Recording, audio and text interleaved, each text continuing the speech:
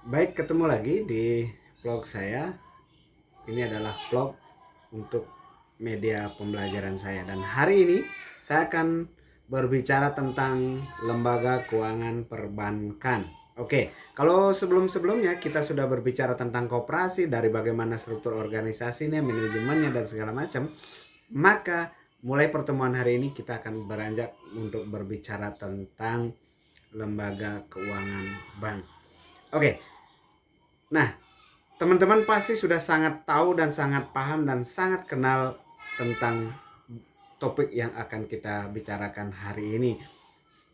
Namun sebelum itu, kadang kita mengenal tapi tidak terlalu mendalami apa sih sebenarnya, Bang. Baik, saya akan memulai diskusi hari ini dengan eh, bank. Apa sih yang dimaksud dengan bank?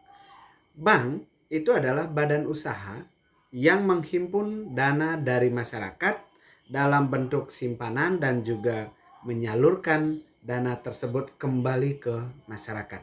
Jadi kalau ada bank itu posisinya di tengah di sini. Di sini ada masyarakat, dia menghimpun dana, kemudian uang yang sudah dihimpun dikembalikan lagi ke masyarakat. Jadi itulah bank. Definisi ini menurut Undang-Undang Republik Indonesia Nomor 10 Tahun 1998. Oke. Nah, eh, ada beberapa istilah ya dalam perbankan itu yang mungkin perlu kita eh, pahami bersama ya. Jadi eh, aktivitas menghimpun dana dari masyarakat oleh bank itu dikenal dengan istilah funding. Jadi siapa fundingnya? Kita sering mendengar istilah siapa fundingnya. Nah, sebenarnya istilah funding itu adalah istilah perbankan untuk aktivitas menghimpun dana dari masyarakat. Funding bisa berupa tabungan, berupa giro, berupa sertifikat deposito, deposito berjangka, dan beberapa model simpanan yang diselenggarakan oleh bank. Nah, setelah dihimpun ya, setelah dia seperti yang saya sampaikan, setelah dana dihimpun ini, bank tidak akan membiarkan uang itu terkumpul dan berhenti di bank. Tapi bank akan dengan cepat-cepat menyalurkan kembali uang yang sudah mereka himpun ke masyarakat. Nah, aktivitas penyaluran kredit atau penyaluran uang ke masyarakat ini sering disebut dengan lending atau lading. Lading adalah bagaimana uang disalurkan dalam bentuk kredit dipinjamkan kepada masyarakat oleh bank. Nah, dalam proses sliding ini maka debitur atau orang yang menerima kredit dari bank atau orang yang meminjam uang dari bank itu akan dikenakan jasa. Oke. Sementara ketika bank melakukan menghimpun dana dari masyarakat, bank yang akan membayar jasa kepada atau membeli uang yang memberikan dalam bentuk bunga kepada masyarakat. Ketika membeli, bank memberikan bunga. Ketika menjual, bank akan mengenakan bunga atau mengenakan jasa kepada debiturnya atau orang yang meminjam uang. Nah, terus bagaimana bank itu mendapat keuntungan? Nah, selisih antara jasa yang diberikan bank kepada pemilik uang di masyarakat yang sudah dihimpun dengan jasa yang dibebankan kepada masyarakat yang meminjam uang atau debiturnya, maka itulah yang menjadi keuntungan dari bank. Keuntungan bank sering juga dikenal dalam istilah perbankan itu sebagai spread based atau spread based. Ya, jadi spread based ini adalah selisih atau margin antara jasa yang harus dibayarkan dengan jasa diterima dari aktivitas menghimpun dan menyalurkan uang oleh perbankan. Nah, ada pertanyaan satu, bagaimana kalau misalnya apakah bank bisa rugi? Oh, tentu bisa rugi. Di saat bagaimana bank bisa rugi? Di saat jasa yang diberikan atau tingkat suku bunga yang diberikan ketika menghimpun dana itu lebih tinggi daripada jasa yang diterima ketika menyalurkan uang kepada debitur. Nah, oleh karena itu kondisi bank bisa mengalami kerugian ketika suku bunga simpan lebih tinggi daripada suku bunga kredit. Dalam perbankan ada istilah yang disebut dengan negatif spread. Negatif spread. Nah, selain itu, perbankan juga membuat atau memberikan atau membuat jasa-jasa pendukung lainnya. Karena bank tidak saja memiliki tugas hanya menghimpun dan menyalurkan uang, tetapi ternyata bank juga mengembangkan jasa-jasa lainnya. Jasa-jasa apa? Pertama, ada jasa pemindahan uang. Kalian yang tinggal kos di Kupang, ketika orang tua memberikan uang, tidak mungkin orang tuanya menghantarkan langsung ke kota Kupang, tetapi orang tuanya menggunakan jasa bank, diserahkan di kota asalnya, misalnya di Ende, di Manggarai, dimasuk di bank, kemudian kalian dalam hitungan detik juga bisa langsung menerima uang itu di kota Kupang. Nah, itulah proses dari salah satu jasa yang ditawarkan bank untuk memfasilitasi pemindahan uang.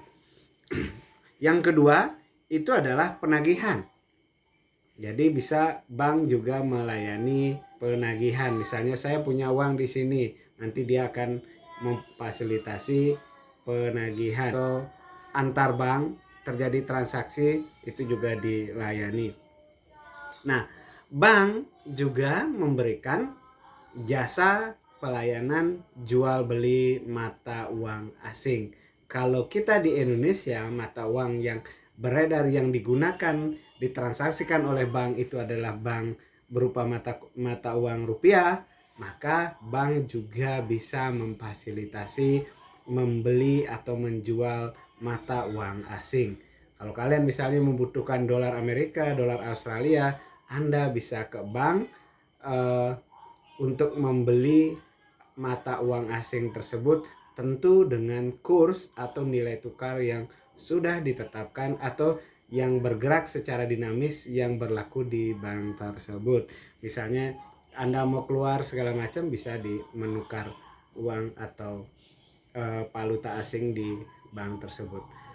Kalau kita perhatikan terkait dengan jasa ini, harga beli dan harga jual valuta asing atau mata uang asing itu pasti akan berbeda. Misalnya kalau jualnya itu misalnya 16.000, belinya bisa jadi 15.700 atau 15.800 atau bahkan 15.500. Ada margin di situ, selisih Rp500 per satu satuan mata uang asing misalnya. Nah, itulah keuntungan dari bank karena memberikan jasa atau layanan terhadap penukaran uang asing. Itu berlaku di mana-mana, termasuk money changers atau tempat penukaran uang. Oke. Bank juga menyediakan jasa safe deposit box. Ini paling jarang diketahui atau mungkin sedikit konsumennya juga terbatas. Apa sih jasa safe deposit box? Kalau kita terjemahkan namanya, maka safe deposit box itu adalah sebuah kotak. Jadi bank menyediakan kotak-kotak yang digunakan untuk menyimpan atau mengamankan sebuah dokumen atau barang-barang berharga konsumen di bank tersebut. Jadi sederhananya bank menyewakan brankasnya untuk kita sebagai konsumen untuk menyimpan barang-barang tersebut. Kenapa? Karena bank memiliki sistem keamanan penyimpanan dokumen-dokumen yang lebih terjaga, lebih aman dibandingkan orang-orang harus menyimpan dokumen itu di rumahnya sendiri. Kalau di rumahnya mungkin ada risiko kebakaran dan segala macam, sementara di bank hal itu dijamin oleh bank. Oleh karena itu bank mengembangkan jasa itu. Tapi memang sedikit yang menggunakan jasa ini, kecuali mungkin orang-orang tertentu yang memiliki dokumen yang sangat penting. Seperti itu. Oke, ada travel check, ada bank Bankcat, ada banyak sekali LLC atau bank garansi dan segala macam. Nanti dan ini tugas pertama di pertemuan ke-6 ini adalah saat ini jasa bank lainnya ini sudah berkembang, tidak hanya yang saya ceritakan tadi. Ada banyak sekali jasa-jasa keuangan yang mulai berkembang seiring dengan perkembangan teknologi, seiring dengan perkembangan zaman, seiring dengan perkembangan tuntutan transaksi keuangan. Oleh karena itu, tugas pertama dari teman-teman adalah mencari jasa keuangan yang berkembang saat ini. Apa jenis jasanya, bagaimana mekanismenya, bagaimana perbankan itu bisa mendapatkan profit dari jasa yang diberikan itu, dan deskripsikan tentang jasa keuangan yang baru dikembangkan tersebut dan manfaat apa yang diterima oleh konsumennya dan bagaimana penggunaannya sepanjang pengetahuan Anda. Anda boleh browsing, boleh melakukan googling, dan itu Anda deskripsikan dalam esai atau sebuah tulisan 100 sampai 150 kata bagaimana jasa perbankan yang sedang berkembang di saat ini, di era saat ini, di era digital 4.0